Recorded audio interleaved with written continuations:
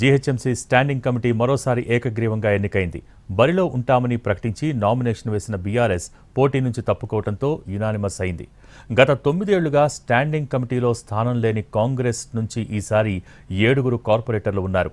సంవత్సరం పాటు ఈ కమిటీ బల్దియా అభివృద్ధి పనులు, నిర్ణయాలను చర్చించి ఆమోదం తెలియజేస్తుంది. Greater Hyderabad municipal corporation standing committee ఎన్నిక ఏకగ్రీవమైంది. మొత్తం 15 మంది సభ్యులు ఉండే స్టాండింగ్ కమిటీలో ఈసారి 8 మంది ఎంఐఎం, 7 కాంగ్రెస్ కార్పొరేటర్లు ఉన్నారు.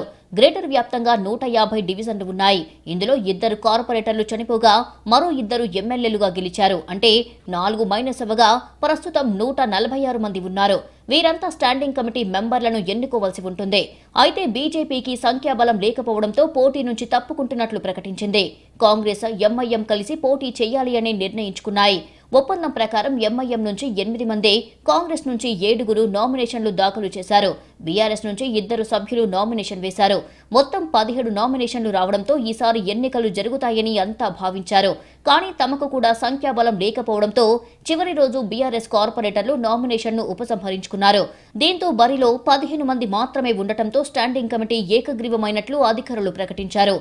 20th నిన్న ఒకరు క్యాండిడేట్ విత్డ్రాల్ చేసుకున్నారు. ఈ రోజు ఒకరు క్యాండిడేట్స్ విత్డ్రా చేసుకున్నారు. టోటల్ 17 నామినేషన్స్లో 2 క్యాండిడేట్స్ విత్డ్రా చేసుకోగా మనకు మిగిలిన 15 క్యాండిడేట్స్ టోటల్ ఫ్రీలో ఉండడం జరిగింది. అయితే మనకి nominations total number of seats to be filled 15 కాబట్టి మనకు ఇప్పుడు ఫ్రీలో 15 క్యాండిడేట్స్ ఉండడం జరిగింది. అధిష్టానం నిర్ణయం మేరకు నామినేషన్ విత్డ్రా చేసుకున్నామని బీఆర్ఎస్ అంటోంది. పార్టీకి సంఖ్యాబలం లేకపోవడంతో పోటీ నుంచి తప్పుకున్నామని ఆ పార్టీ కార్పొరేటర్లు చెప్పారు. స్టాండింగ్ కమిటీ ఎన్నికల విషయంలో కాంగ్రెస్, ఎంఐఎం, బీజేపీ కుమ్మక్కయ్యాయని, బీజేపీ నామినేషన్ వేయకపోవడమే దీనికి నిదర్శనమని బీఆర్ఎస్ ఆరోపిస్తోంది.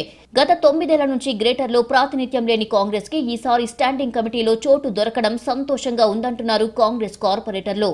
తమని ఎదుర్కొనే దమ్ము లేక బీఆర్ఎస్ పోటీ నుంచి తప్పుకుందని విమర్శించారు. మొన్నటి కేసీఆర్ మీటింగ్ కి తమను రానియలేదని కార్పొరేటర్లు నారాజ్లో ఉన్నారని కాంగ్రెస్ అంటోంది.